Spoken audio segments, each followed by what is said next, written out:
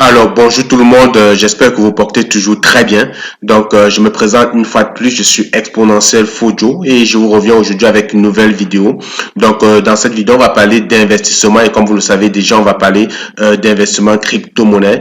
Donc, pour terminer l'année, j'ai voulu comme ça faire une vidéo qui, ma foi, est quand même importante et capitale pour, comme d'habitude, fixer les bases. Je me dis que généralement, en fin d'année, c'est l'occasion où beaucoup de personnes se fixent de nouveaux objectifs. Il y a certainement des personnes qui vont peut-être décider de s'intéresser finalement aux investissements crypto, de finalement faire le grand saut. Donc, si ça fait longtemps que tu regardes de près ou de loin ce sujet et que finalement tu penses que pour la nouvelle année, tu devrais élargir ton portefeuille et commencer à mettre quelques bibles comme ça dans les investissements crypto-monnaies, je te dirais que tu es la bienvenue dans cette vidéo où on va parler de CoinMarketCap. CoinMarketCap, c'est quand même en quelque sorte la porte d'entrée dans le monde des crypto-monnaies, dans l'univers des crypto-monnaies. C'est vraiment le référenceur principal. Il y a d'autres concurrents comme CoinGecko qui vont comme ça te permettre d'avoir une analyse vraiment exhaustive du marché des crypto-monnaies, l'ensemble des crypto-monnaies qui sont listées sur CoinMarketCap, les variations des courbes, les tendances journalières, les volumes d'échanges. Bref, c'est vraiment une bibliothèque, une grosse bible d'informations très capitale si tu veux vraiment avoir une base et savoir où chercher certaines informations. Je te dirais, reste connecté et puis écoute cette vidéo jusqu'à la fin. La vidéo risque d'être très longue, mais je pense que ça vaut la peine de la suivre. Et puis, si tu m'écoutes à partir de ma chaîne YouTube, je te dirais comme ça que j'ai créé une nouvelle forme dédiée exclusivement aux investissements crypto-monnaies. Donc, très progressivement, je vais arrêter de partager des vidéos sur cette chaîne d'immigration. Donc, si tu t'intéresses vraiment aux investissements crypto et puis si tu aimes le contenu que je partage jusqu'ici, regarde dans la description de cette vidéo. Je vais te laisser un lien qui va comme ça te permettre de rejoindre l'autre groupe spécialement dédié aux crypto-monnaies où on va vraiment tout au long de cette année 2022 aborder beaucoup de concepts, notamment des métaverses. Je vais te faire une vidéo vraiment spéciale métaverse parce que c'est vraiment la grande révolution fin 2021, tendance 2022. Il y a beaucoup de choses qui arrivent, puis c'est vraiment un gros étude d'univers, puis je pense que ça vaut la peine d'en parler. Donc, avant d'aller vraiment dans le sujet de CoinMarketCap, j'aimerais essayer de présenter en fait la tendance du marché des crypto-monnaies présentement. Comment est-ce que moi je vois les choses de mon point de vue. Et puis, comme tu le sais déjà, je ne suis pas un conseiller financier. Je ne suis pas un conseiller financier comme tu le sais. Donc, je suis simplement quelqu'un qui est passionné des technologies, passionné des crypto-monnaies et qui pense que ça peut être quelque chose de très intéressant. Donc, tout ce que je vais dire dans cette vidéo, vraiment, considère-le comme vraiment de l'information éducative et rien d'autre. Puis, si tu as compris ça, tu sais que pour investir dans la crypto-monnaie, il faut toujours mettre la quantité d'argent que tu n'es pas prêt à utiliser tout de suite. Donc, finalement, c'est de l'argent que tu es prêt à perdre. Les instruments crypto-monnaies, c'est vraiment des instruments à risque comme tous les autres types d'investissements. Donc, il faut faire très attention. Voilà. Donc, ceci étant dit, vous le savez, la tendance actuelle, c'est vraiment on se dirait que les crypto-monnaies vraiment, on retourne à la genèse. Pour ceux qui ne savent pas, tout ceci va vraiment de la crise de 2009, ce qu'on appelait la crise des subprimes, où est-ce qu'il y a une grosse inflation aux États-Unis et que certaines personnes ont commencé à vraiment ne plus croire aux banques, ok. Donc il y a certains Satoshi Nakamoto qui a comme ça décidé de créer une monnaie qui ne va plus dépendre des institutions, de la banque centrale. Donc voilà comment est venue la toute première crypto-monnaie qui est le Bitcoin. Et comme vous le voyez aujourd'hui sur le CoinMarketCap, on peut observer ici dans la dominance que le Bitcoin représente quand même 40,3% de tout le volume d'échange dans l'univers des crypto-monnaies. C'est-à-dire que si on prend toutes les crypto-monnaies actuellement en circulation et qu'on les vend, le Bitcoin à lui seul représente 40,3. Donc c'est vraiment un pic, ok? C'est vraiment un ténor dans cet univers. Voilà pourquoi il n'est pas à négliger. Donc même s'il existe actuellement plus de 16 000 crypto-monnaies listées sur CoinMarketCap. Le Bitcoin à lui seul donne généralement la tendance du marché. Voilà pourquoi si vous vous intéressez aux crypto-monnaies, il est quand même intéressant à chaque fois de regarder le Bitcoin de très près parce que généralement ça va vous donner en fait l'allure du marché. Donc, je parlais vraiment d'inflation. Vous savez, en fait, ce qui se passe, c'est que en général, lorsqu'il y a inflation dans un pays, ok, on a l'impression que notre argent a perdu de la valeur. Pour ceux qui sont au Canada présentement, on a des taux d'inflation qui ont dépassé les 3,5%. Euh, on a dépassé les 4%. Et puis, c'est le cas dans beaucoup d'autres pays, ok. Et puis, ça, c'est vraiment capital. C'est capital ce que je vais dire parce que, en général, lorsqu'il y a de grosses inflations, on a l'impression que notre argent a perdu de la valeur. On n'a même pas l'impression, ce qui se passe, c'est que notre argent perd de la valeur. Et puis, beaucoup de personnes commencent à avoir moins confiance en fait au débit, aux devises nationales, ok, au fiat, à l'euro, au franc CFA, au dollar canadien, au dollar américain. Donc les gens vont plus s'intéresser à d'autres types d'actifs financiers, aux actions, aux obligations et de plus en plus aux crypto-monnaies. Donc ce qui a en fait permis ou bien ce qui a comme ça créé ou bien la grosse tendance de crypto-monnaie en 2009 qui a entraîné vraiment ce gros mouvement-là est pratiquement ce qu'on est en train d'observer aujourd'hui. On a l'impression qu'on retourne à la genèse et qu'on parle de plus en plus d'inflation. On parle de plus en plus des gouvernements qui ont, pendant toute cette pandémie, imprimé beaucoup d'argent, ce qui fait qu'il y a un gros volume d'argent en circulation et dont les gens, comme je disais tantôt, ont perdu confiance à l'argent, la monnaie nationale et vont s'intéresser à d'autres placements, à plus de placements pour comme ça conserver leurs épargnes. Parce que il y a l'inflation, en fait, ce qui se passe, c'est que imaginez qu'il y a une inflation de 50% sur votre argent. Votre argent, vous l'avez peut-être mis en épargne dans votre compte bancaire parce que vous pensez, je sais pas, vous pensiez qu'en 2022, vous allez vous acheter une maison. Mais est-ce que lorsque vous rendez sur le marché, vous vous rendez compte que votre budget qui était par exemple de 200 000 dollars pour acheter la maison, vous n'êtes plus capable d'acheter la maison parce que les maisons ont pris beaucoup de valeur et puis votre argent finalement 200 000, c'est comme si ça ne représente plus rien, ok? C'est comme si les biens ont pris plus de valeur. En réalité, les biens ont pris plus de valeur. Mais on peut expliquer ça sur un autre angle. Imaginez que vous aviez l'habitude d'acheter peut-être des biens, je sais pas, à 10 000, ok, 10 000 dollars à l'étranger, un bien quelconque, ça peut être une voiture que vous saviez que le prix c'est 10 000 dollars, vous avez votre 10 000 dollars en épargne, mais à cause de l'inflation de 50%, finalement, pour acheter la même voiture, vous aurez plutôt besoin de 20 000 dollars. Donc on a l'impression que votre argent a perdu de la valeur face au bien qui lui est resté statique, ok. Donc, voilà un peu expliquer vraiment de façon simple, hein, selon ma compréhension aussi, l'inflation, ok, pour vous permettre de comprendre un certain nombre de choses. Donc, je pense donc qu'en 2022, on va toujours rester dans les crypto-monnaies parce que les fondamentaux sont restés les mêmes. Les gens continuent de ne plus avoir confiance aux banques, ne plus avoir confiance à la monnaie. Donc, les gens vont chercher à investir toujours dans les crypto-monnaies.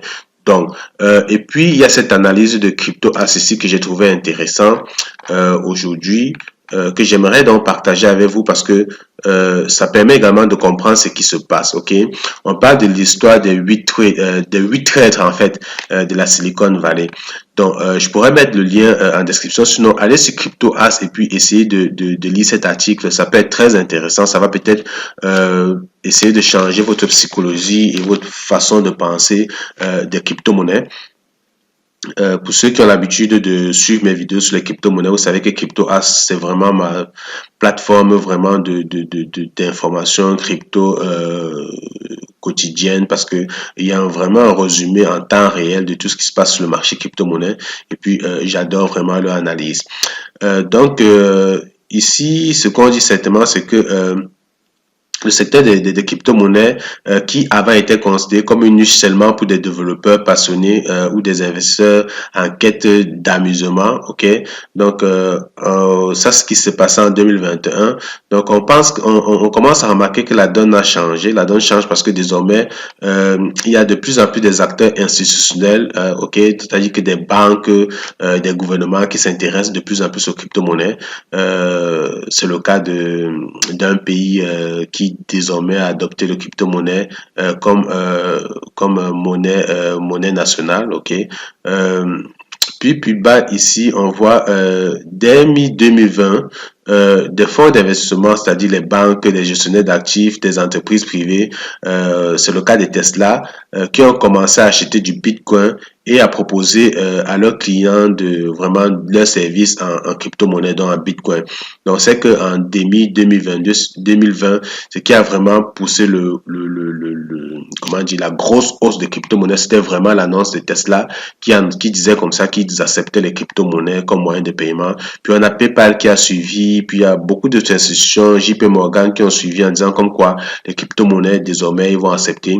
Et donc on a vu comme ça de plus en plus des institutions commencer à proposer des services basés sur la crypto-monnaie. Ok, donc cette jeune et promoteuse industrie a également vu débarquer de nouvelles profils dans de nouveaux profils dans ses rangs. Donc il s'agit des cadres ingénieurs des grosses entreprises qui ont commencé à claquer la porte pour rejoindre le rang des investissements crypto-monnaies. On parle des employés des grosses entreprises comme Google, Amazon, Facebook qui ont démissionné à des postes de qualité pour s'intéresser ou bien pour aller comme ça rejoindre les rangs des investisseurs crypto-monnaies. Parce que de plus en plus, vous allez entendre parler de la technologie ou de la révolution web, le web 3.0. Vous savez, on est passé du web 1 au web 2. Ensuite, on parle de plus en plus du web 3.0. Donc, je vous invite à faire un peu de recherche là-dessus. Ça va vous donner en fait une idée de ce qui se passe présentement sur les technologies de blockchain et de crypto-monnaie avec tout ce qu'on appelle NFT et puis des métaverses.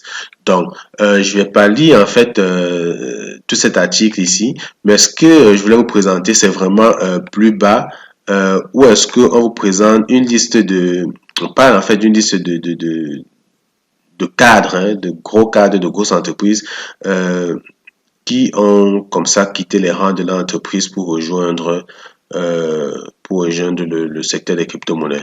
OK. Donc, je vais retrouver ça ici. Donc, vous avez déjà le premier qui est Jack Dorsey. Jack Dorsey, on connaît tous, bref, aujourd'hui on parle d'ancien PDG de Twitter. Hein. Donc, il a quitté les rangs de son poste de PDG de Twitter pour aller comme ça créer pour en fait plus se concentrer sur son entreprise Square qu'il a désormais baptisé Block en référence aux technologies de blockchain. Donc Jack Dorsey prochainement il compte vraiment créer en fait des ordinateurs de minage, hein, produire des machines de minage de Bitcoin et se lancer sa propre plateforme d'échange décentralisée pour le Bitcoin. Donc voilà dans l'un des gros en fait milliardaires de ce monde qui comme ça claque la porte pour rejoindre le monde des crypto-monnaies. Et puis on a Eric Schmidt, ancien PDG de Google. Donc lui, cet homme d'affaires donc qui occupait le poste de PDG de Google entre 2001 et 2011. Il est normalement à l'origine du développement et du lancement de Gmail, de Google Maps, de Google Chrome ou encore de l'acquisition d'Android et de YouTube. Donc, vous comprenez, on parle comme ça des grosses applications de YouTube et que ce PDG qui était vraiment à la tête de toute cette migration-là, en 2011, il cède sa place et devient président exécutif d'Alphabet Inc. Donc, le holding détenant le géant américain avant de quitter ses fonctions en 2017. Donc, au début de ce mois de décembre, nous apprenions la nomination d'Eric Schmidt en tant que conseiller stratégique auprès de Chainlink. Donc, Chainlink, pour ceux qui ne savent pas, lorsque vous allez regarder dans la suite de la vidéo, vous allez voir lorsqu'on parle des catégories de crypto-monnaies, les oracles. Hein. Chainlink, c'est vraiment une grosse blockchain qui est indispensable pour en fait les oracles, en fait, ce qu'ils permettent de faire, c'est de permettre de communiquer, en fait, comment dire, connecter les données provenant de l'extérieur, ok, donc du monde externe à la blockchain, avec la blockchain. Donc, c'est vraiment indispensable pour la blockchain, les oracles aujourd'hui.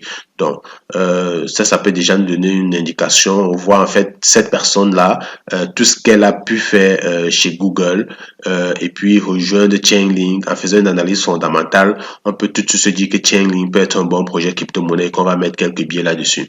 Donc, comme vous savez, c'est pas un conseil en investissement, j'aime bien le redire, faites vos propres analyses et vos recherches. Donc, ensuite, on a Cindy Carter, ancien vice-président d'Amazon, qui aussi a démissionné. Donc, est considérée, d'après Forbes, Cindy Carter est considérée comme l'une des femmes les plus influentes du monde de la tech. En décembre 2021, elle a décidé de rejoindre Unstoppable Domain, une société spécialisée dans la token non fongible, les NFT, et les ventes d'adresses de blockchain. Donc, désormais, dans ce qu'on appelle le Web 3.0, on aura désormais les noms de domaines en .crypto, .bitcoin, .nft. Aujourd'hui, on a les .com, les comment dire, les .ca, ainsi de suite. Donc, les nouveaux noms de domaines sur blockchain. Donc, c'est vraiment ça la nouvelle tendance.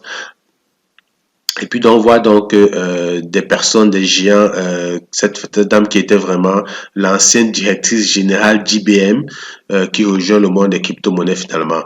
Donc, après, on a surgi Chatterjee, désolé, Chatterjee, ancien vice-président des produits chez Google.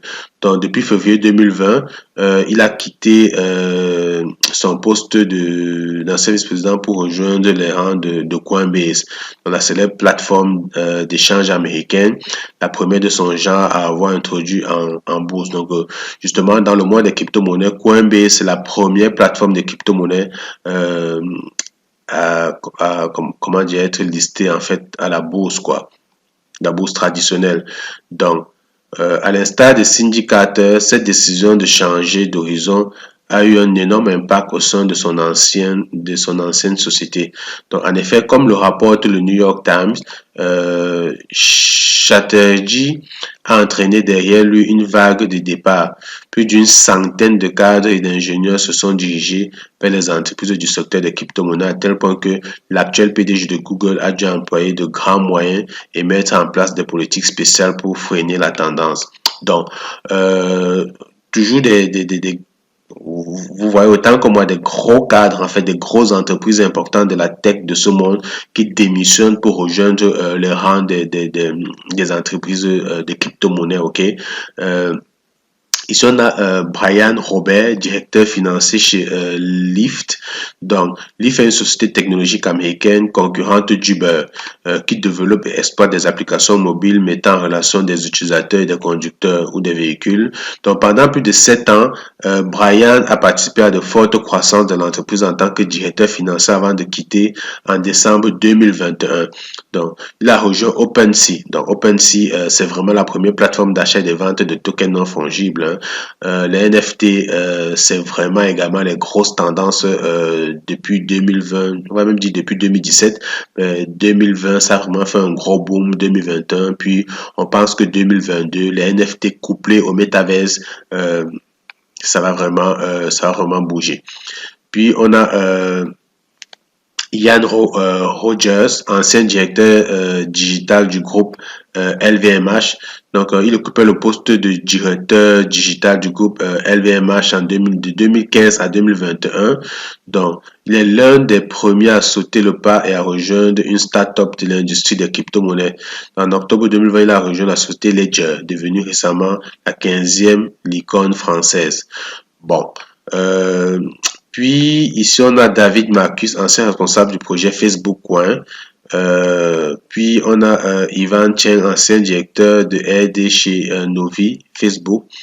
Donc en fait, je pense que vous avez compris, hein, on parle comme ça de gros cadres, de grosses sociétés qui ont démissionné pour la plupart en décembre 2021, c'était en 2020 pour rejoindre les rangs des instruments crypto-monnaies. Alors, qu'est-ce que ça veut dire? Je vous partage ça simplement pour vous donner une idée de ce qui se passe présentement parce que lorsqu'on parle de crypto-monnaie, beaucoup de personnes ont toujours tendance à croire qu'on parle de arnaque, de Ponzi, de blague, de rigolade. Non, il n'en est rien de tout ça. La crypto-monnaie, c'est vraiment ce qui est en train de fixer vraiment les bases de l'industrie des années à venir, si c'est pas encore le cas. Il y a beaucoup d'enjeux. Vous êtes peut-être en train de vivre dans une époque et une ère de votre vie que si vous faites pas attention, vous allez vous faire dépasser, vous allez finalement apprendre tout ce qui se passe actuellement dans des livres. Ok, c'est l'occasion peut-être de sortir. Il n'est pas encore tard. Il y a beaucoup d'opportunités, il y a encore beaucoup de choses à saisir. Euh, voilà pourquoi je vous partage ça parce que je me dis les crypto-monnaies c'est quand même quelque chose de très intéressant. Je suis africain, je viens de l'Afrique, je connais les souffrances de l'Afrique. C'est rare que on ait une telle opportunité qui nous ouvre grandement les portes et qui donne la chance à tout le monde d'investir. Euh, tout le monde peut investir. Lorsqu'on dit crypto, c'est en ligne, c'est facile, on crée des comptes, chacun peut acheter dépendamment du projet, mettre un peu d'argent là-dessus et puis profiter de la croissance. Euh, si en 2000, je sais pas, l'année où les startups comme Facebook, Google et tout ça sont allés en bourse, si on avait les moyens, nous, d'acheter, posez-vous la question, si vous avez vous à cette époque-là, quand Facebook entrait en bourse, Google, si vous avez la possibilité d'acheter les actions de Facebook, de Google, de YouTube, de Amazon, est-ce que vous l'aurez fait? Est-ce que vous aurez saisi l'opportunité? Donc, on est en train peut-être de parler en fait d'une tendance nouvelle, de quelque chose qui commence sous nos yeux. Donc, on a encore la chance de saisir l'opportunité avant que ça ne devienne quelque chose de très énorme parce que lorsque les institutions commencent à entrer là-dedans, lorsque les gouvernements commencent à s'intéresser, même s'il y a encore beaucoup de restrictions dans beaucoup d'États qui n'acceptent pas les investissements crypto-monnaies, qui comme ça menacent les mineurs, qui freinent l'éclosion de l'investissement dans leur État. On peut quand même constater qu'il y a quand même beaucoup d'acceptation et puis les crypto-monnaies finalement prennent de la place. De toutes les façons, on ne peut pas arrêter la technologie. Les crypto-monnaies ont démontré que c'est indispensable, c'est utile autant pour la nouvelle industrie de jeux vidéo que pour l'éducation, que pour plein d'autres choses, quoi, que pour simplement pour l'investissement. Donc, voilà ce que je voulais vous partager avant de vous présenter en fait le CoinMarketCap qui finalement si vous avez décidé de suivre ça jusqu'ici c'est parce que c'est quelque chose qui vous intéresse. Donc je vous invite donc à regarder la suite de la vidéo, regarder le CoinMarketCap qui est vraiment une bibliothèque, une bible, hein. Donc c'est une opportunité que vous avez de commencer à embrasser tout ce mouvement-là, tout cet écosystème-là, de savoir en fait où est-ce que vous pouvez commencer, comment est-ce que vous pouvez commencer à apprendre. Et puis, comme vous le savez, si vous voulez apprendre beaucoup plus, vous pouvez toujours m'écrire à l'adresse cryptoexpo@gmail.com, cryptoexpo@gmail.com. J'ai un site internet qui est présentement en construction. Donc, il y a des choses qui se préparent, il y a quand même de bonnes choses qui vont arriver. Puis je pense que 2022, ça peut être quand même une bonne année d'opportunités dans les crypto-monnaies. Et qui sait, autant mieux saisir cette opportunité-là. Et puis lorsqu'on regarde, si on regarde le Bitcoin par exemple ici, on peut voir rapidement la tendance ici. Hein. Si je prends ici, si on trace cette zone comme ça jusqu'ici, on peut remarquer que depuis pratiquement quoi, vous voyez, en vert ici, pour le Bitcoin, on peut remarquer que depuis pratiquement, si on regarde ici, lorsqu'on atteint les plus hauts sommets du Bitcoin, c'était le 8 novembre, vers le 8 novembre 2021, où on avait un Bitcoin autour de 76 000 dollars. On peut quand même observer que depuis pratiquement un mois, ok, c'est-à-dire, c'est ça, depuis pratiquement un mois au niveau d'ici, on a quand même un Bitcoin qui, qui se trade autour de 45 000 et 50 000. Donc, on est vraiment dans une bonne zone d'achat, ok? Pour ceux qui veulent investir, c'est peut-être le moment présentement de commencer à mettre un peu d'argent là-dedans parce que c'est une forte zone d'achat ici, on a une forte zone de résistance et vraiment un gros support. Mais comme vous le savez, si vous voulez acheter les crypto-monnaies, c'est toujours important d'acheter en DCA, c'est-à-dire mettez l'argent progressivement. Si vous avez 10 000 à investir dans les crypto-monnaies sur le Bitcoin par exemple, n'achetez pas tout de suite le Bitcoin pour 10 000. Divisez par exemple vos 10 000 en 10 jours et chaque jour essayez d'acheter pour 1000 francs. Parce que cette tendance n'est vraiment pas trop claire, ok? On peut aller autant à la hausse qu'à la baisse, mais ce qu'on peut quand même observer, c'est qu'on a un gros support ici autour des 45 000 et que ça fait des mois que ça se trade vraiment dans cette zone-ci. Donc, ce qu'on peut se dire, c'est que ça peut aller à la hausse, ça peut aller à la baisse. Il y a beaucoup d'autres indicateurs qu'il faut analyser pour vraiment avoir la tendance. Mais je pense sincèrement que d'après d'autres analyses, on est vraiment sur un marché encore aussi ce qu'on appelle le bull run qui risque de continuer encore jusqu'à au moins le mois de mars, d'ici le mois de mars. Donc, c'est peut-être le moment d'acheter. Il y a beaucoup de crypto-monnaies. C'est le moment de regarder ça. Mais faites attention, comme je dis toujours, investissez la quantité d'argent que vous êtes prêt à perdre. Investissez l'argent que vous n'êtes pas prêt à utiliser tout de suite. Parce que pour se faire de l'argent dans les crypto-monnaies, ça prend de la patience, ok? Il faut acheter des bons projets et être patient. Des fois, ça peut au moins sur 1 an, 2 ans, certains projets crypto avant vraiment de commencer à être payant. OK? Donc, s'il y a des gens qui pensent qu'ils vont investir de l'argent aujourd'hui, puis la semaine prochaine, bien d'ici 1 mois, 2 mois, ils vont devenir millionnaires, c'est possible avec certains cryptos, avec du trading, mais c'est pas vraiment la bonne approche. OK? Et puis comme j'ai dit, le Bitcoin, c'est vraiment celui qui donne la tendance. C'est ce que je vous disais en début de vidéo. Donc, la lutte du Bitcoin permet quand même d'avoir une idée de l'ensemble du marché et de ce qui s'en vient. OK. Donc, donc on va continuer tout ça donc dans l'analyse du coin market cap. Et puis si tu as aimé la vidéo, ce serait important de liker, de partager. La vidéo est très longue comme je le dis, mais ça vaut la peine de l'écouter jusqu'à la fin si tu vas apprendre vraiment beaucoup de choses. Alors dans cette vidéo, je vais vous montrer vraiment la trousse à outils qui va vous permettre comme ça d'aller rapidement analyser l'ensemble des crypto-monnaies. C'est vraiment une trousse d'informations, c'est des référenceurs de crypto-monnaies qui classent les crypto-monnaies selon leur market cap. Donc dans la vidéo, on va également savoir c'est quoi un market cap et comment est-ce qu'on peut prendre des décisions à partir de ce market cap-là. Donc, en général, vous allez entendre parler de CoinMarketCap ou de CoinGecko. C'est des leaders, mais il y en a plusieurs. Si on fait une recherche sur le CoinMarketCap, par exemple, et puis je clique sur ce lien, je vais également ouvrir une autre page Google où je vais chercher CoinGecko. Donc, j'ai CoinGecko ici. Donc, vous pouvez regarder CoinMarketCap ou CoinGecko. À quelques différences près, vous allez vous rendre compte que on peut avoir besoin de trouver d'informations sur l'un et pas sur l'autre. Déjà ici, sur les coins, ça c'est le nombre de crypto-monnaies listées sur la plateforme. Ok, on voit qu'ici on a 11 778 crypto-monnaies qui existent en circulation selon le selon CoinGecko. Par contre, CoinMarketCap nous dit plutôt qu'on a 15 739 crypto-monnaies en circulation. Donc, vous voyez que c'est pas toutes les crypto-monnaies qui sont listées sur CoinGecko et également, c'est pas toutes les crypto-monnaies qui sont sur CoinMarketCap parce qu'il y a des crypto-monnaies qui existent et qui ne sont pas listées sur le CoinMarketCap. Et l'autre chose qu'il faut savoir également, c'est que c'est pas parce qu'une crypto-monnaie est listée sur l'une de ces plateformes que le projet est forcément intéressant. Ok, donc ça veut rien dire.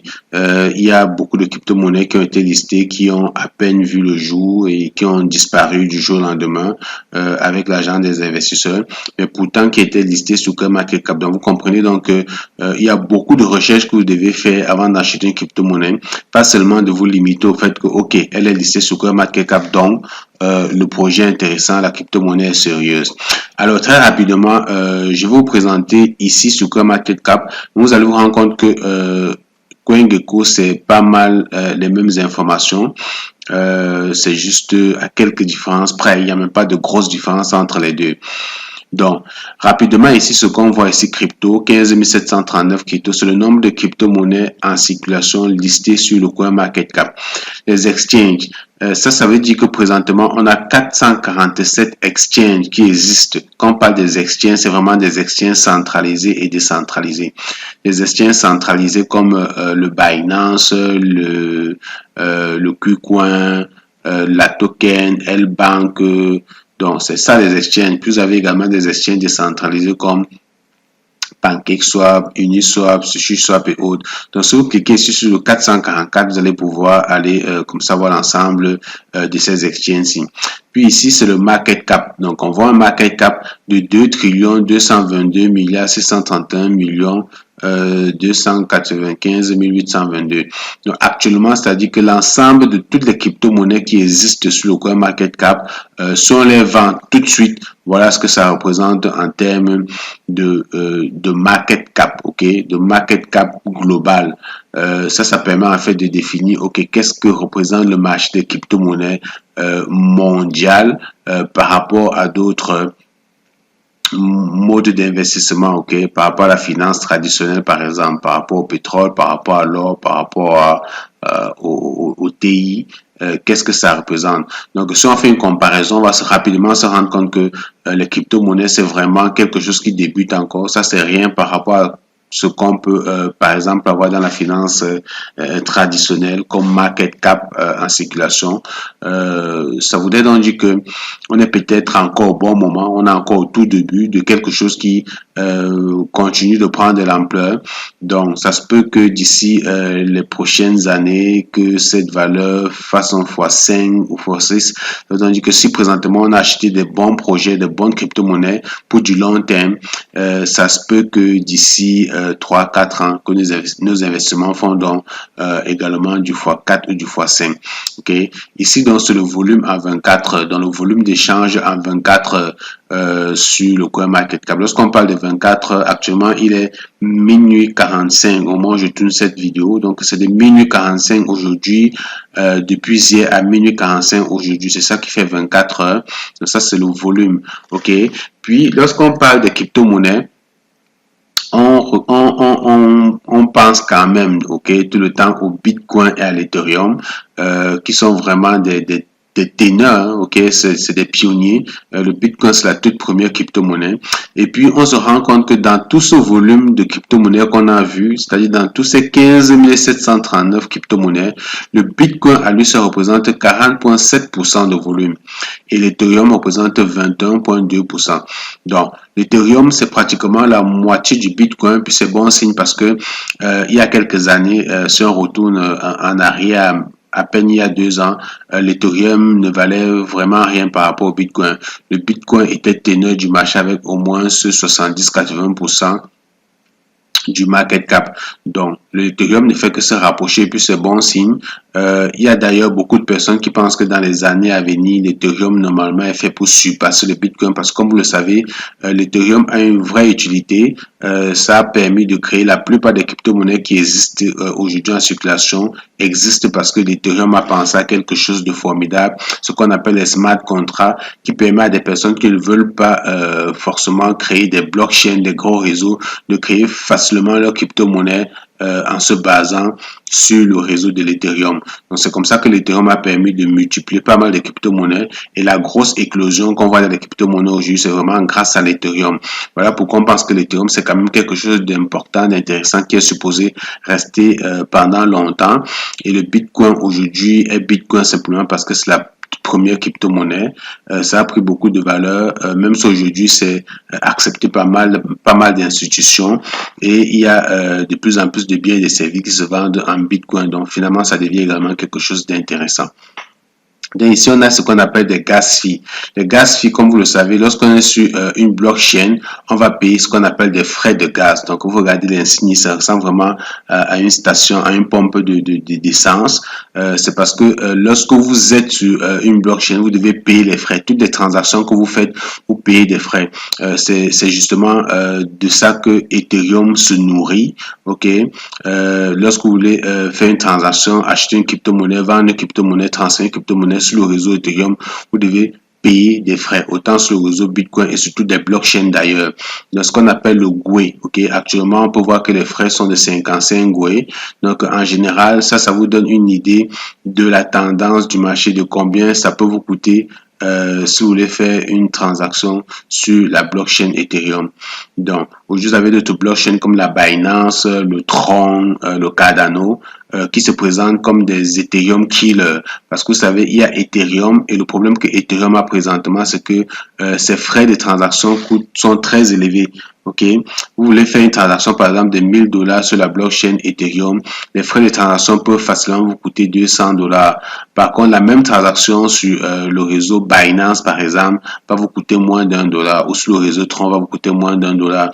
Donc, il y a donc eu beaucoup d'autres blockchains qui se sont créés, qui répondent au même principe que la blockchain Ethereum, ce qu'on appelle des Layer 1, qui offrent les mêmes services et un peu plus améliorées parce qu'elles sont plus rapides, ok? Elles présentent certains avantages que Ethereum ne présente pas présentement, mais Ethereum est en train de faire sa migration vers la version 2.0 qui va également la permettre d'être plus rapide et finalement d'être compétitif devant les autres blockchains qui se présentent comme étant des tueurs d'Ethereum. Et voilà pourquoi beaucoup de personnes pensent que dès que l'Ethereum va passer à la version 2.0, elle va certainement exploser et il y a de fortes chances qu'elle surpasse le Bitcoin. Donc, ensuite de cela, ce qu'on peut voir comme information, si on va plus bas, ici on a ce qu'on appelle le watchlist. Donc si vous regardez ce watchlist, ce que ça veut dire, c'est que lorsque vous analysez le marché des crypto-monnaies, il y a par exemple des crypto-monnaies qui vous intéressent, mais que vous voulez pas acheter tout de suite. Donc imaginez, je regarde les crypto-monnaies, puis je tombe par exemple sur une crypto-monnaie comme le Terra. Je me dis non, le Terra, c'est un projet intéressant, mais je pense qu'actuellement, 65 dollars, c'est pas mal cher. Je veux l'acheter. Ou alors j'ai pas le temps de l'étudier présentement, je vais l'étudier plus en détail plus tard. Alors je l'ajoute ici, donc si je clique ici, je l'ajoute à mon watchlist. Donc ça c'est plus tard lorsque vous avez de la liquidité, vous voulez entrer sur le marché ou bien si le marché corrige et que vous pensez que c'est le bon moment pour acheter, plutôt que d'analyser, passer le temps à réanalyser tous les projets, vous pouvez donc venir simplement dans votre watchlist et regarder tous les projets que vous aviez ajoutés dans votre watchlist et gagner en temps en les achetant tout de suite. Dans le portfolio c'est vraiment ce qui va vous permettre de surveiller votre portefeuille. Donc, vous pouvez créer un portfolio. Ce que ça va vous permettre de faire, c'est que chaque fois que vous achetez une crypto-monnaie, vous pourriez l'ajouter dans votre portfolio. Donc, ça vous permet d'avoir à un moment donné rapidement votre état d'investissement, de savoir combien vous avez mis dans les crypto-monnaies, combien vous avez déjà fait de bénéfices et de marge. Donc, le portfolio, c'est également quelque chose qui peut être très important que je peux vous inviter également à créer pour suivre l'évolution de votre portefeuille, de votre investissement. Donc, CryptoCurrency, c'est là où nous sommes actuellement. Donc, ça liste simplement toutes les crypto-monnaies. Et comme vous voyez, il liste les crypto-monnaies en ordre à partir du 1, 2, 3. Et il les liste donc en fonction de leur volume de market cap. Dans le volume de market cap, c'est-à-dire la quantité d'argent qu'il y a dans une crypto-monnaie. Si on prend par exemple le Bitcoin, on se rend compte que présentement, il y a 18 902 937 bitcoins en circulation. Donc, si on prend ça, puis on multiplie par le prix actuel du bitcoin qui est de 47 687, ça donne son market cap. Et plus le market cap est grand, plus ça prend de la place sur le marché, plus ça gagne en rang. Donc, vous voyez donc que ce classement, c'est en fonction des volumes. Donc, le Binance, lui, il a 88 millions, l'Ethereum, il a 471 millions, et puis le bitcoin est devant. Donc ça c'est le market cap. Puis ici vous avez les catégories. Donc vous savez les crypto-monnaies sont également organisées sous forme de catégories. Ok, donc vous avez la catégorie de gambling, vous avez la catégorie de finance décentralisée par exemple, vous avez les marketing, vous avez le social media, vous avez les stablecoins. Donc il y a plusieurs catégories de crypto-monnaies. Donc vous pouvez donc comme ça aller rapidement chercher les crypto-monnaies en fonction de leur catégorie. Donc, vous avez la catégorie de la DeFi. Si vous cliquez sur l'une des catégories, ça vous permet d'aller voir, par exemple, si je clique sur DeFi, ça me permet de voir tous les projets qui font dans la finance décentralisée. OK? Donc, ça peut être également intéressant à connaître comme information.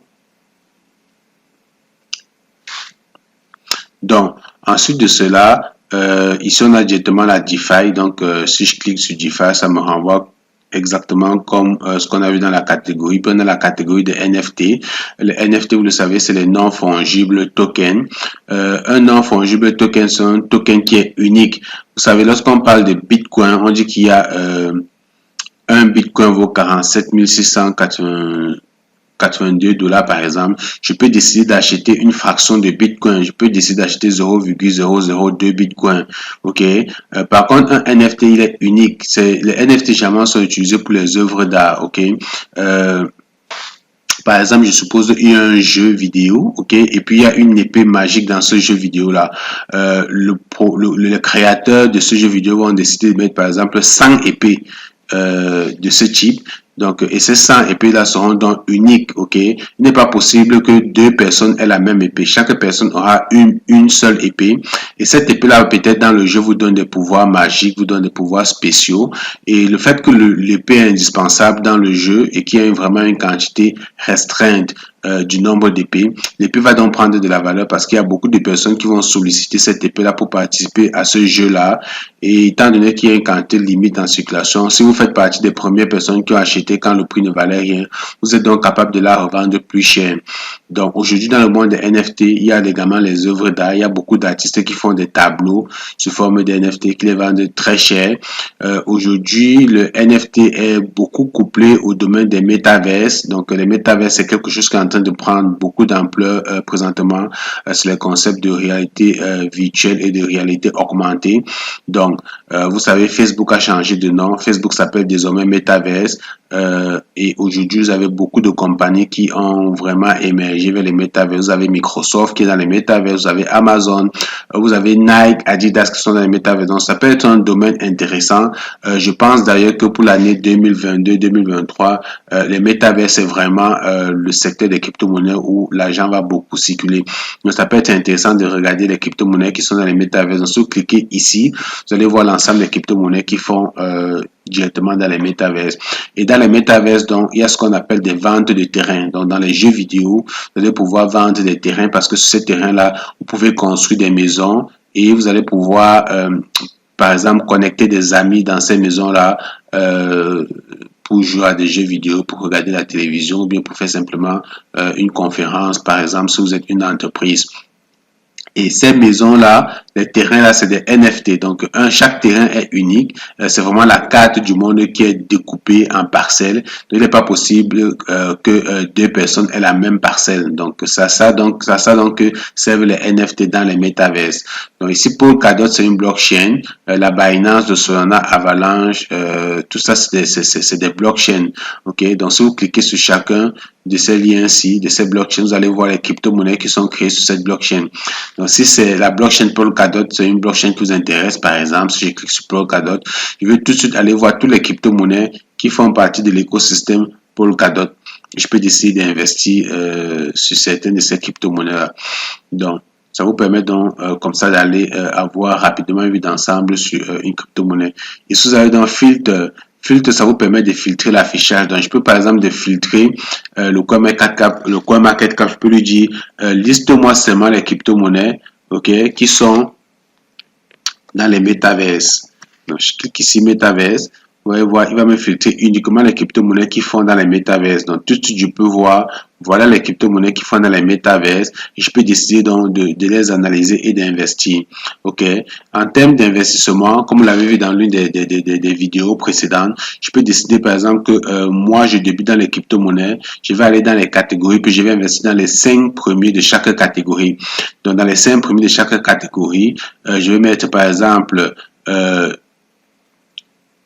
30% de mon portefeuille sur le leader de la catégorie. Je vais mettre par exemple ensuite 20% sur les deux prochains, c'est-à-dire le deuxième et le troisième. Puis je vais mettre à lui 10% sur le quatrième et le cinquième. Donc voilà comment vous pouvez repartir votre investissement sur des catégories de crypto-monnaies parce que vous dites ok les 5 premières forcément c'est des crypto-monnaies qui vont progresser dans le classement, bien progresser en termes de volume. En investissant dessus tout de suite sur les peut-être les cinquièmes, les sixièmes, ça se peut que qu'ils fassent du fois 50 ou du fois 100. Ok, donc, ça, donc, c'est une façon de filtrer. Donc, vous pouvez également choisir ici sur algorithme. Vous choisissez, est-ce que ça fait du proof of stake ou on peut choisir ceux qui font du proof of stake, par exemple. Uniquement, il n'y en a pas. Donc, puis les plateformes, vous pouvez également choisir les plateformes du Tron, du Polkadot, du Binance. Donc, vous pouvez décider que vous voulez uniquement les métaverses qui sont sur la blockchain de Polkadot. Donc, tout de suite, il va juste vous lister celui-ci. Donc, il y a juste Polkadot City. Donc, ça peut être intéressant. On se rend compte que ce Polkadot, on a un projet, il est unique sur la blockchain. Je peux donc essayer de l'analyser, de voir ce qu'il offre en tant que projet Metaverse. Actuellement, il est 2835e dans le market cap.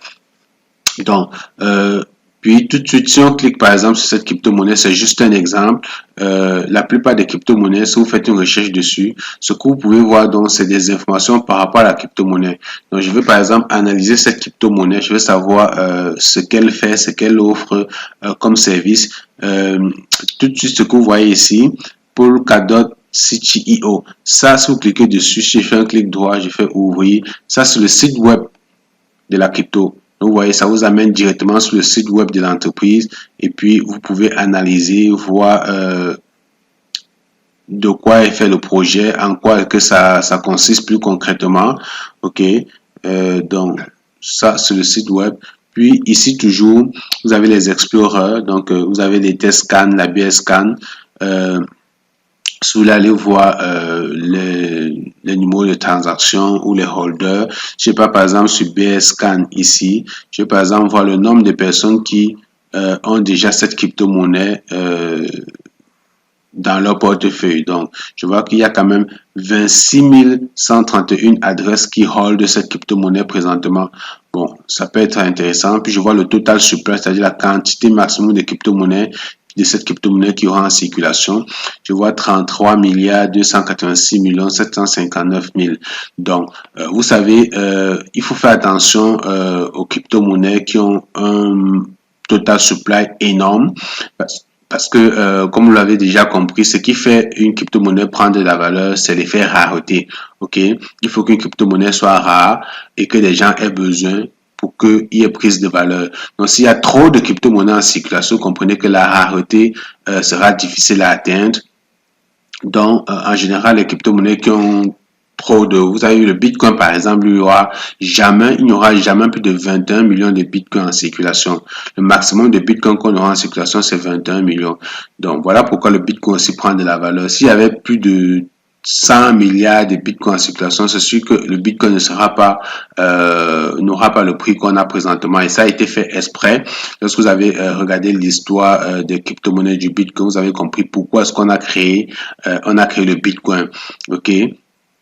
Donc, je regarde le total supply, 33 milliards. C'est quand même énorme, mais des fois, lorsque vous allez regarder le projet, parfois, ils annoncent ce qu'on appelle des burns, c'est-à-dire que des fois, la la plateforme va mettre sur pied une politique pour brûler une certaine quantité de crypto-monnaies pendant un certain temps pour créer l'effet rareté. Donc, lorsqu'il y a du burn, ça peut être intéressant. Donc, ça fait partie donc, des éléments que vous allez analyser sur la crypto-monnaie. Puis, si on revient ici, on va également voir qu'on a ce qu'on appelle la community. Parce que lorsque vous voulez acheter une crypto-monnaie, c'est également important de rejoindre les communautés. Donc, je peux aller voir la communauté Twitter, par exemple. Je vais aller dans Twitter, je vais voir ce qui est fait dans Twitter, le projet m'intéresse, je vais peut-être cliquer sur follow pour les suivre, ok, voir ce qu'elles annoncent, ce qu'elles font. Puis je me rends compte que quand même, il y a actuellement 67 700 personnes qui follow. 67 700 personnes, c'est pas trop ça, ok. Il y a des projets crypto-monnaies qui ont des millions de personnes qui les suivent, au moins 200 000, 300 000 personnes qui les suivent. 67 000 personnes, c'est pas rien, mais il faudrait que la communauté s'agrandisse parce que ce qui fait la force d'une crypto-monnaie, c'est également sa communauté, c'est le nombre de personnes qui investissent dans la crypto-monnaie. Donc, s'il y a beaucoup de personnes dans la crypto-monnaie, vous comprenez que la crypto-monnaie a de fortes chances de prendre beaucoup de valeur. Mais au moins, le fait de rejoindre la communauté Twitter, ça vous permet de comprendre davantage le projet, l'état d'avancement, qu'est-ce qu'ils font, où est-ce qu'ils en sont. Et puis voilà, ça vous permet de savoir dans quoi est-ce que vous investissez, où vous êtes prêt à investir. Vous pouvez également rejoindre le groupe Telegram. Donc c'est également important de rejoindre le groupe Telegram ici. Vous cliquez ici, vous allez rejoindre le groupe Telegram. Je clique sur View aussi. Je vois donc que dans leur groupe Telegram, il y a 61 000, non, il y a 6143 personnes. Donc c'est pas trop ça. Peut-être c'est pas le grand groupe Telegram, mais au moins se rejoindre le groupe Telegram, ça vous permet de suivre le projet de plus près, de voir où est-ce qu'ils sont rendus, qu'est-ce qu'ils font déjà. Ok, donc si je reviens ici, est-ce qu'il y a un autre groupe Telegram? Je clique ici sur chat.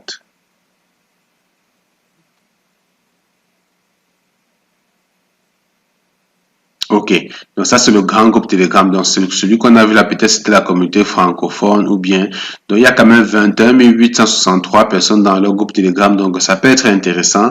Ça veut dire qu'il y a beaucoup de personnes qui suivent le projet. Vous pouvez joindre le groupe en cliquant là et ça vous permet d'avoir l'information, l'état d'avancement, ce qu'ils font, ce que le projet compte faire, où est-ce qu'ils sont rendus et également avoir le ressenti des personnes. Si dans le groupe vous sentez qu'il y a beaucoup de personnes qui disent qui pensent que le projet est intéressant, que ça vaut la peine d'investir, vous comprenez que ça peut être intéressant d'investir dans cette crypto-monnaie. Donc, parce que comme vous le savez déjà, ce qui fait également la force d'une crypto-monnaie, c'est vraiment sa communauté. Et puis vous avez le code source. En général aussi, les crypto-monnaies qui affichent le code source, c'est des bons projets. Ok, donc parfois il faut également vérifier que le code source est disponible. Ok, puis vous avez le white paper.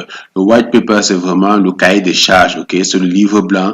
Si vous cliquez dessus, vous allez pouvoir directement accéder au livre blanc. Ok, le livre blanc, ça vous permet de savoir actuellement, ça me dit this is not the web page you are looking for. Donc peut-être il y a un problème avec le livre blanc présentement, mais en général, lorsque vous cliquez sur le livre blanc, ça vous permet d'aller voir plus en détail le contenu du projet, ce qui compte faire, la tokemétrique aussi. La tokemétrique, c'est la répartition du token entre les membres. Ok, comme ici vous avez vu tout à l'heure, on a vu dans le BSCAN, on a vu qu'il y avait une certaine quantité de crypto-monnaies en circulation, mais également important de savoir comment cette crypto-monnaie-là est reparti. Ok, comment cette crypto-monnaie est repartie? Parce que si vous avez un projet, vous avez quelques groupes de personnes qui possèdent la quasi-totalité des tokens en circulation, il faudra faire attention. Quand on regarde ici la répartition, on voit des gens qui ont 0,13%, 0,13%, puis on voit ici en tête, il y a des gens qui ont 19, 11, 10, 9 dans les portefeuilles. Donc, ça semble intéressant. Parce que si vous regardez une crypto-monnaie, vous vous rendez compte que dans la répartition, il y a des portefeuilles qui à eux seuls détiennent 40-50% de la quantité maximale à circulation. Faites attention à ce type de projet parce que ce qui se passe généralement, c'est que ça veut dire que les personnes qui détiennent la majorité de la crypto-monnaie peuvent influencer le marché. Ok, si une crypto-monnaie prend de la valeur et que certaines personnes décident tout de suite de vendre la quasi-totalité de la crypto-monnaie, le prix de la crypto-monnaie va certainement chuter. Ok, et puis si vous l'avez acheté un peu plus haut, ça se peut que derrière le prix chute considérablement. Ok, donc lorsqu'on a terminé ici en haut, donc on peut voir plus bas ici. Donc ce qu'on voit ici rapidement, c'est déjà il y a la courbe de la crypto. On voit quand même que la crypto-monnaie actuellement est en phase de consolidation depuis quelques jours. On a un dessin seulement un mois par exemple ici pour voir l'analyse sur un mois. On voit que en un mois, la crypto a atteint quand même les 2,67. Puis actuellement, elle est en baisse autour de 0,99. Donc, ça peut être un bon point d'entrée, ok, par rapport à son plus haut prix. Mais il y a également d'autres informations qui vont nous permettre d'entrer tout de suite ou plus tard. Et puis, de toutes les façons, comme vous savez, si vous voulez entrer, c'est toujours en DCA. Si vous avez trouvé le projet intéressant. OK? Donc, ça, c'est le prix actuel, 0,91. 29. Ça, c'est la variation du prix en 24 heures. Dans 24 heures, cette crypto-monnaie a eu une variation de pratiquement 0,1881. OK, donc ça a pris une hausse de 2,10%. OK. Dans 24 également, on a le prix le plus haut et le plus bas en 24. Donc, c'est cette variation qui forcément donner ce pourcentage-ci. OK. Puis, on a le volume en 24. Le volume en 24 est de 14 millions. Donc, 14 millions, comme je disais, en deçà de 20 millions, c'est vraiment des petites crypto-monnaies. Donc, faites attention. C'est des crypto-monnaies qui démarrent. En général, ne mettez pas plus de 10% de votre portefeuille dans ce type de crypto-monnaie. Puis après, à vous de voir. Hein, donc, c'est peut-être une crypto-monnaie qui va prendre de la valeur, beaucoup de valeur dans les prochaines années. Donc, en fonction de votre ressenti, vous pouvez décider de mettre 20, 30, 40, 50% de votre portefeuille si vous croyez au projet. Donc, plus vous misez, plus vous prenez des risques, plus vous gagnez. Mais à l'inverse, si vous prenez, la crypto-monnaie s'effondre, vous voyez que vous perdez également beaucoup d'argent. OK? Donc, par contre, une crypto-monnaie dans le market cap, OK?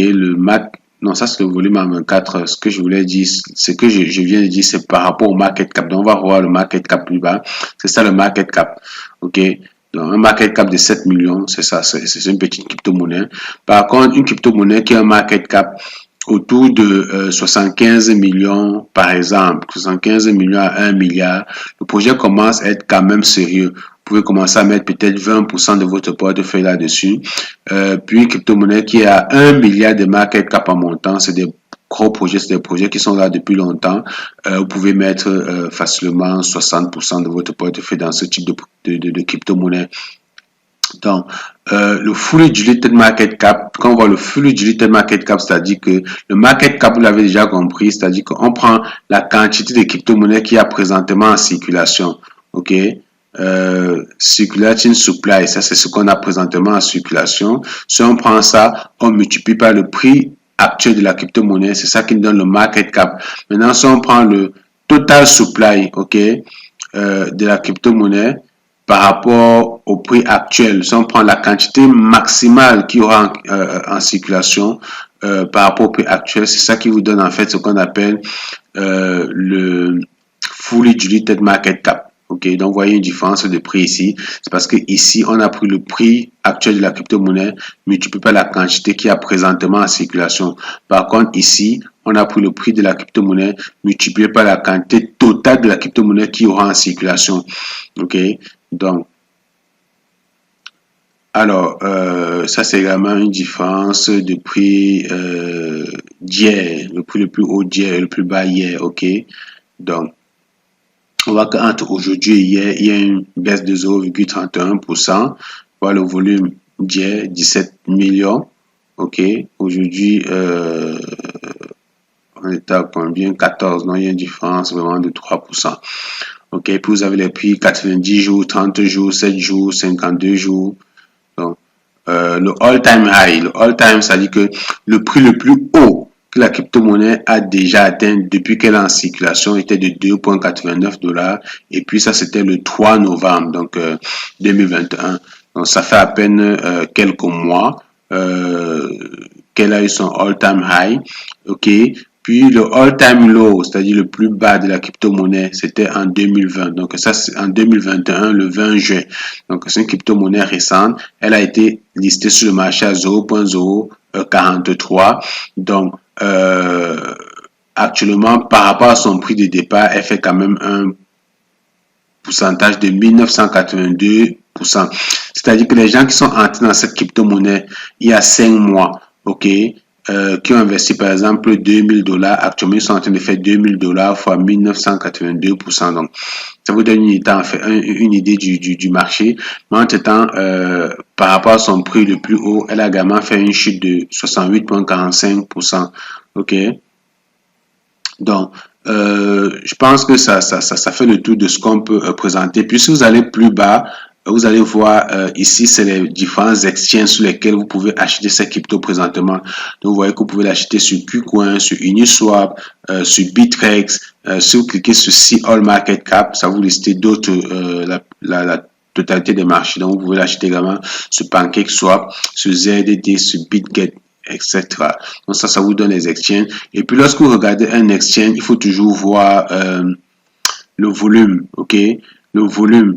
Donc lorsque vous avez une crypto-monnaie qui est sur plusieurs exchanges, c'est intéressant pour vous de l'acheter sur la plateforme où il y a plus de volume, ok, dépendamment de ce que vous voulez faire.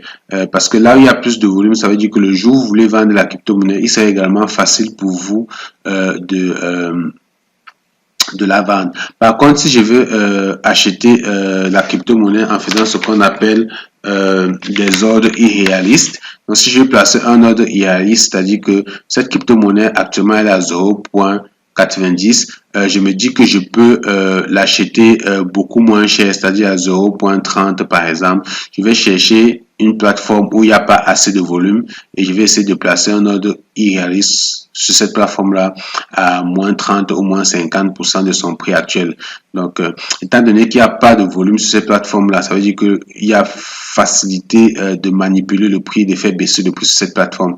Voilà pourquoi pour des ordres irréalistes, je vais aller sur ce type de plateforme-là, placer mon ordre, comme Get.io par exemple. Ok, il y a presque rien comme volume sur Get.io. Ça veut dire que si je fais mon ordre sur Get.io pour cette crypto-monnaie-là, il y a de fortes chances que je l'achète beaucoup moins cher. Donc voilà, voilà ce qu'on peut présenter donc sur cette crypto-monnaie là et puis sur le CoinMarketCap. Donc très rapidement, je sais pas s'il y a d'autres choses que je pourrais vous présenter ici. Et puis comme je vous ai dit, si on retourne ici sur le CoinMarketCap, lorsque vous cherchez une crypto-monnaie, plutôt que de dérouler toute la liste dans la barre de recherche ici, vous pouvez tout de suite venir chercher la crypto-monnaie. Je cherche par exemple ce qu'on appelle du Radio Kaka. Donc j'ai une crypto-monnaie qu'on appelle Radio Kaka. Je fais dans la barre de recherche.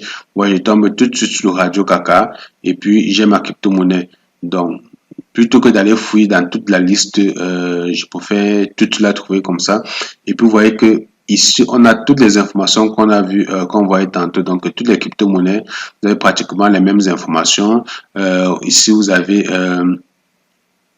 le site web, l'Explorer, la communauté, vous avez le chat, donc vous avez le white paper. Donc, c'est donc comme ça que vous faites des recherches sur la plupart des crypto-monnaies. Puis, vous vous rendez donc compte que analyser sur près de 15 743 crypto-monnaies. Si vous devez analyser projet par projet pour savoir quels sont les plus intéressants, tout le temps rejoindre leur groupe Twitter, rejoindre leur groupe Telegram, suivre les communautés. Vous voyez que investir dans les crypto-monnaies, c'est pas chose facile, c'est du travail. Ça prend beaucoup de temps parce que vous n'allez pas analyser les projets juste pour analyser. Il faut savoir quels sont les bons projets, dans quoi est-ce que vous mettez votre argent. Voilà pourquoi vous devez être connecté sur des réseaux sociaux, sur des pages Twitter. Vous devez suivre des youtubeurs. Je vous ai parlé de pôle de crypto formation, mais il y a également d'autres youtubeurs que vous pourrez comme ça suivre, qui vont souvent vous donner tout de suite des pépites de crypto-monnaies, puis vous allez en arrière, aller analyser. Ok. Et comme je vous ai dit, n'achetez jamais une crypto-monnaie simplement parce qu'un YouTuber en a parlé. Ça se peut que ce soit pas le bon moment pour acheter. On achète toujours quand la crypto-monnaie est en chute libre pour pouvoir prendre des bénéfices intéressants. Ok. Parce que en général, les youtubeurs, peut-être ils parlent pas parce que la crypto-monnaie est intéressante, peut-être ils parlent juste parce qu'il a été payé pour sponsoriser cette crypto-monnaie-là, donc il fait juste de la publicité, et puis vous allez aller l'acheter, et plus tard, les gens vont se mettre à vendre parce que la crypto-monnaie va pomper. En général, quand il y a beaucoup de marketing sur les crypto-monnaies, ça prend beaucoup de valeur, mais après, ça corrige tout de suite en arrière. Donc, si vous n'avez pas la stratégie pour vendre rapidement et prendre vos bénéfices, vous risquez vraiment perdre de l'argent dans ce type de crypto-monnaie. Voilà pourquoi, même si vous suivez des youtubeurs, prenez le temps d'analyser vous-même la crypto-monnaie et analyser si c'est le bon moment d'acheter ou d'entrer sur le marché. Donc, alors, ça fait pas mal le tour du market cap. Et puis, si on clique ici sur Exchange, vous voyez ici, il y a ce qu'on appelle le Exchange Score. Le Exchange Score, ça vous donne comme ça le score d'un exchange, ok? Donc, plus le score vaut, mieux l'exchange a de la valeur. Donc, vous voyez que Binance et Coinbase sont vraiment les leaders. Binance est le premier avec 9.9. C'est-à-dire que si vous voulez faire des investissements en crypto-monnaie, Binance semble être la place la plus sûre. Vous pouvez quand même mettre beaucoup d'argent là-dedans et laisser dormir vos investissements là-dedans.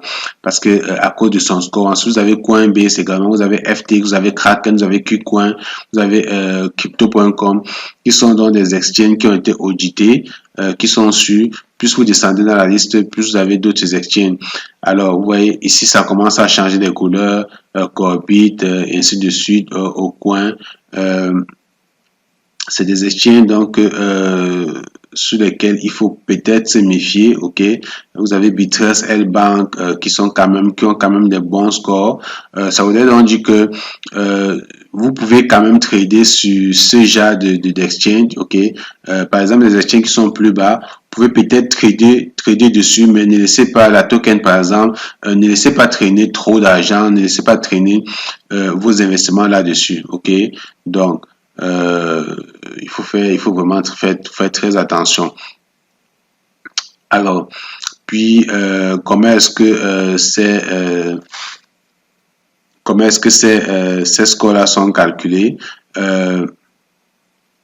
Vous pouvez donc, si vous cliquez ici, vous pouvez donc voir comment est-ce que les scores sont calculés pour affecter ce score à la crypto-monnaie.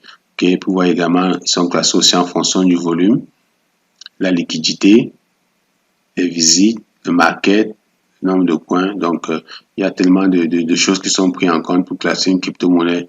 OK? Donc, je pense que ça fait quand même beaucoup d'informations très intéressantes pour analyser les projets, analyser les crypto-monnaies rapidement sur le CoinMarketCap. Et comme je vous ai dit, CoinGecko, c'est pas mal similaire. C'est pratiquement les mêmes choses. Donc, si vous êtes à l'aise avec le CoinMarketCap, il n'y a pas de raison que vous ne soyez pas à l'aise avec le CoinGecko. Alors, je vous souhaite vraiment beaucoup de chance dans vos investissements. Puis, on se retrouve probablement dans de prochaines vidéos.